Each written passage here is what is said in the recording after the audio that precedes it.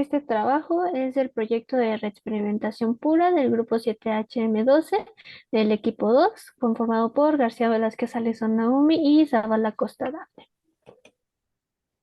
En este trabajo el contenido es una pequeña introducción a la experimentación pura, los parágrafos correspondientes, el consentimiento informado del paciente, la historia clínica, qué metodología utilizamos, el medicamento que utilizamos, una bitácora del paciente, qué mejorías presentó, una discusión y una conclusión del trabajo. Bueno, comenzando con la introducción, pues tenemos que la experimentación pura en homeopatía también va a ser conocida como la patogenesia. Y pues esto van a ser uno de los fundamentos de la homeopatía y este consiste en el estudio minucioso de las alteraciones de una sustancia que va a ser capaz de producir en las personas sanas. Y pues esto nos va a proporcionar el conocimiento del poder medicinal. Los medicamentos homeopáticos no deben de experimentarse en personas que estén enfermas. ¿Por qué? Porque nos daría una imagen equivocada de la acción del medicamento, porque se entremezclaría con la propia alteración de nuestro paciente. Samuel Hahnemann fue el descubridor de la homeopatía a través de un autoexperimento que lo realizó en 1790. Aquí Hahnemann descubrió que la corteza de la quina provocaba síntomas similares a los de la malaria, por lo que desarrolló el principio de la sustancia que desencadena síntomas en una persona sana debe de actuar contra ellos en una persona enferma, que es el principio de la similitud. Vamos a hablar acerca de unos parágrafos que tienen relación con la experimentación pura. Primero tenemos al parágrafo 105, que aquí se describe cómo las sustancias naturales se utilizan como medicamentos que van a actuar en el organismo vivo. Estas sustancias van a ser capaces de alterar el estado de salud y también van a generar síntomas específicos en el cuerpo. Esta acción va a ser la base para determinar la aplicación terapéutica que va a tener este medicamento dependiendo del principio de similitud. Vamos a tener al parágrafo 108 que este nos va a señalar el efecto de los medicamentos debe ser examinado a través de una administración en individuos sanos. Hahnemann va a seguir enfatizando la importancia de registrar cuidadosamente los síntomas que van a ser provocados en el estado físico, emocional y mental del sujeto, para así construir la imagen patogénica del remedio. Seguimos con el parágrafo 124. Aquí Hahnemann nos explica que el poder curativo de una sustancia se determina únicamente mediante la experimentación pura o también patogenesia. Aquí se va a resaltar el conocimiento de las propiedades curativas no se puede obtener de la experiencia empírica común o de la química, sino solamente se va a obtener de la observación directa de sus efectos en personas sanas. El parágrafo 128, este se centra en la individualización de los síntomas. Hahnemann enfatiza que durante la experimentación pura se deben registrar los síntomas con precisión para diferenciar entre aquellos que son generales y los peculiares del medicamento. Estos últimos van a ser cruciales para identificar el remedio más adecuado en cada caso clínico. Después tenemos al parágrafo 133 y aquí Hahnemann explica que durante las pruebas de los medicamentos, los experimentadores deben estar atentos no solo a los síntomas, sino también a los cambios en las modalidades de los síntomas. Van a depender de factores como la hora del día, posición, clima, entre otros. El parágrafo 141, aquí se aborda la importancia de identificar los síntomas más característicos y peculiares de cada caso clínico y estos deben de coincidir con los síntomas únicos de un medicamento. Esta coincidencia entre los síntomas es lo que va a garantizar la eficacia del tratamiento homeopático.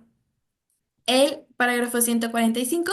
Aquí Hahnemann nos afirma que la similitud entre los síntomas provocados por el remedio y los síntomas de la enfermedad no solamente es deseable, sino también esencial.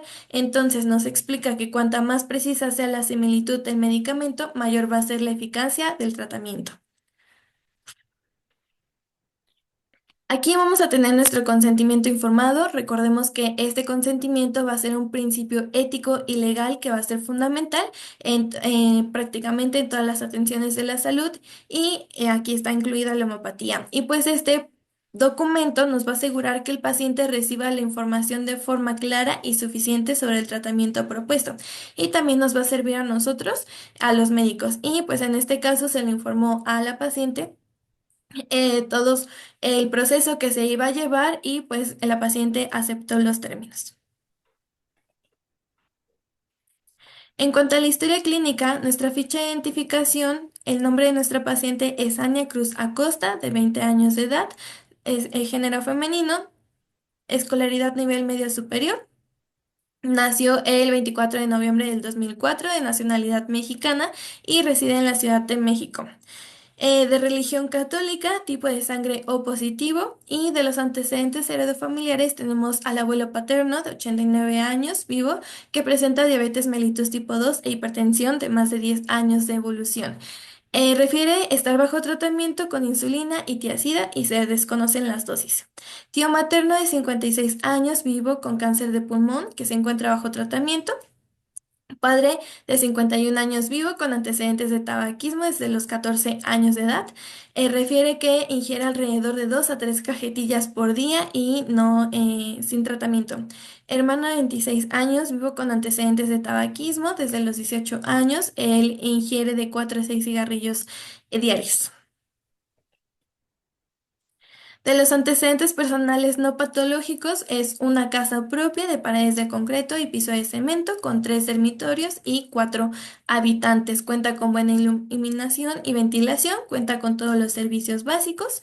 En cuanto a la alimentación, la paciente realiza 3 comidas al día que son variadas. De la actividad física, practica básquetbol 2 días, alrededor de 2 horas, y los demás días refiere a la paciente que sale a correr alrededor de 1 hora por las mañanas y niega tener flora y fauna.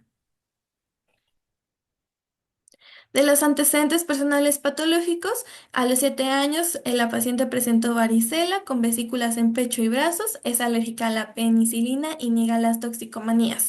De los agentes ginecobstétricos, la fecha de última menstruación fue el 8 de diciembre del 2024. La menarca a los 11 años, eumenorreica, de ritmo 25 a 30 días, duración de 4 a 6 días, gesta cero, parto cero, cesárea cero y abortos ceros, una pareja sexual y de anticonceptivo es el condón masculino. Refiere el inicio de vida sexual a los 19 años y no tiene método de planificación familiar. Asimismo, niega las enfermedades de transmisión sexual.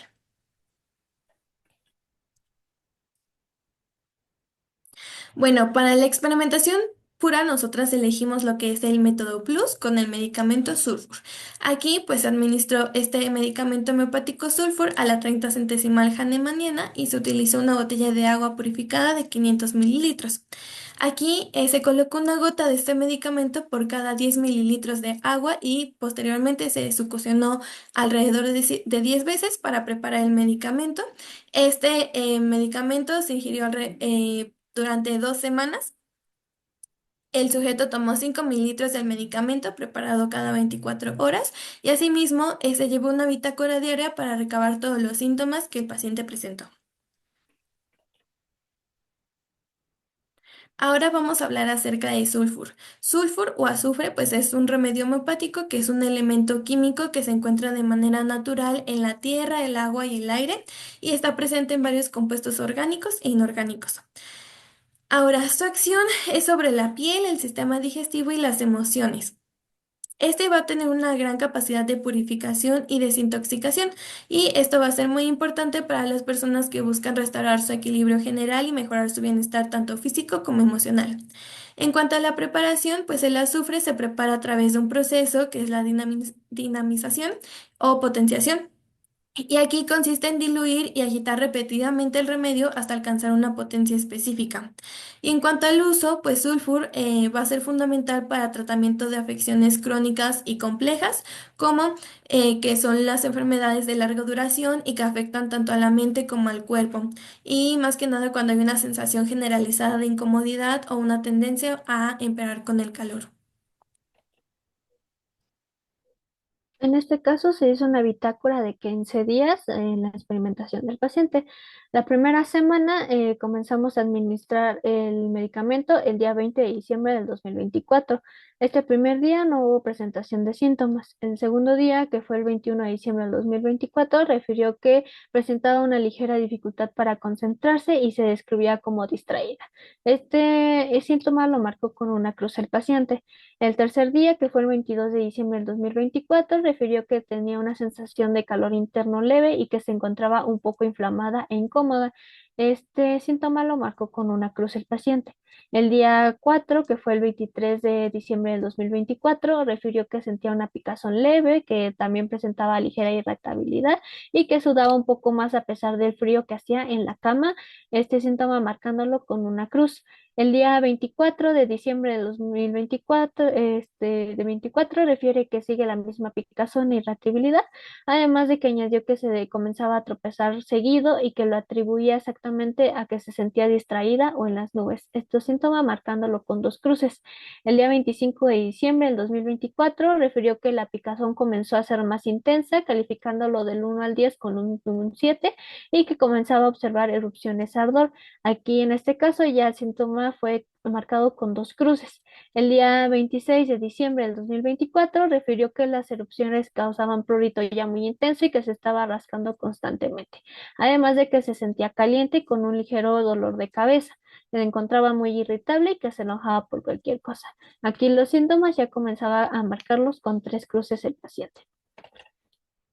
Empezando la segunda semana, que fue el día 27 de diciembre del 2024, refirió que seguían los mismos síntomas, pero añadía que comenzaba a tener mucho deseo de dulces. Este síntoma marcado con tres cruces. El día 28 de diciembre del 2024 refería que los mismos síntomas seguían sin cambios, igual con tres cruces. El día 29 de diciembre del 2024 mencionaba que comenzaba a sentirse muy sensible y abatida, este síntoma marcándolo con dos cruces. El día 30 de diciembre del 2024 refería que los síntomas continuaban, pero que por las noches se sentía muy acalorada y sudaba sin saber por qué, incluso cuando se quitaba las cobijas. En este caso, el síntoma lo marcó con tres cruces. El día 31 de diciembre del 2024 refirió que presentó diarrea. Este síntoma lo marcó con una cruz. Lo presentó dos veces al día, por la mañana y por la noche, y comentó que también la picazón disminuyó un poco, en este caso a una cruz. El día 1 de enero del 2025 refirió que seguían los mismos síntomas sin cambios.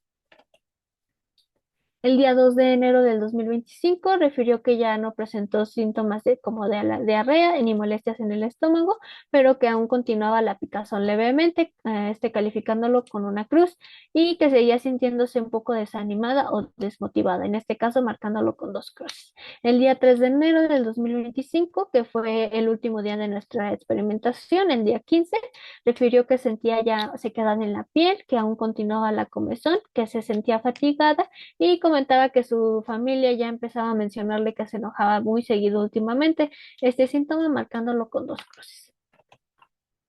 En este caso, nuestro paciente sí presentó mejorías. El paciente nos había comentado que tenía problemas en sus hábitos de sueño, que mejoró con la toma de este medicamento. El síntoma que refirió es que por las madrugadas solía despertarse continuamente y que al tomar el medicamento por el día 6 o 7 sintió que dormía más y no se despertaba tan seguido. Además que cuando regresaba a casa ya se sentía que se sentía cansada y dormía unas horas. Al despertar ya se sentía mejor, no tenía fatiga ni cansancio, cosa que refiere que no le pasaba antes. Entonces, este síntoma lo calificó con una mejora de tres cruces. En este caso, nosotros comparamos este síntoma con la materia médica del Virnowski. Lo encontramos en los síntomas particulares, marcado con una cruz. En este caso es el sueño muy liviano, catnaps o sueño de gato, que al menor ruido despierta o se despiertan con frecuencia después de medianoche a las 3 o a las 5 de la mañana. En este caso, pues hicimos esta comparación de que el paciente lo refirió con tres cruces, este síntoma, una mejoría, y en el Virnowski se encuentra marcado con una cruz. Como discusión de este trabajo, tenemos que la experimentación pura realizada pues demuestra la importancia de observar y registrar los síntomas de un remedio que ocasiona en sujetos sanos. Este método pues nos facilita en la clínica homeopática al tratar estos síntomas similares en los pacientes enfermos. Durante estos 15 días nosotros observamos síntomas predominantes en el sistema cutáneo, digestivo y emocional, que fueron desde las erupciones y el prurito hasta la irritabilidad o el abatimiento, que reflejaron pues ahora sí esta capacidad de este remedio para afectar múltiples niveles en el nivel de mente o de cuerpo simultáneamente y pues que destaca su utilidad para casos que presentan estos síntomas en sujetos enfermos. También se observó la progresión de los síntomas a lo largo del tiempo, como es en el caso del prurito. También en este caso, el paciente pues no llegó a presentar algunos síntomas característicos del medicamento, como podría ser la irritación ocular, el enrojecimiento o sensación de arenilla, además de que pues presentó mejoras en el sueño, lo que lo refirió más reparador y continuo. Haciendo una comparación entre la materia médica Vygotsky y los síntomas del paciente, podemos decir que el paciente en los síntomas mentales refería que sentía una dificultad para concentrarse, se describía distraída y con una irritabilidad. Estos dos síntomas los marcó con una cruz. Ya cuando comenzó a evolucionar, que se tropezaba seguido porque se sentía distraída o en las nubes, lo marcó con dos cruces. En este caso, en el Vygotsky está marcado con dos cruces este síntoma, exactamente esta afectación en lo que es la esfera intelectual. El otro síntoma que mencionó la paciente de que se encontraba muy irritable, se enojaba por cualquier cosa, lo marcó con tres cruces. Y en el caso de que se sentía desanimada o desmotivada, lo marcó con dos cruces. En este caso, la materia médica de Vygotsky lo marcó con una cruz, este cambio de humor alternante que tiene, puede ser alegre, contento, tímido o que por el contrario operador, caprichoso, descontento o con mal humor. Todos estos cambios están marcados con una cruz, mientras el paciente lo refirió con dos cruces o tres cruces. Otro síntoma es que sudaba mucho a pesar del frío en la cama. Este síntoma lo marcó con una cruz y en el caso del Vygotsky estaba marcado con dos cruces este síntoma. Comenzando ya los síntomas generales, tenemos que la paciente refirió una sensación de calor interno leve marcado con una cruz. En este caso, en el Vygotsky, este mismo síntoma de sensación de ardor, calor o quemadura está marcado con tres cruces.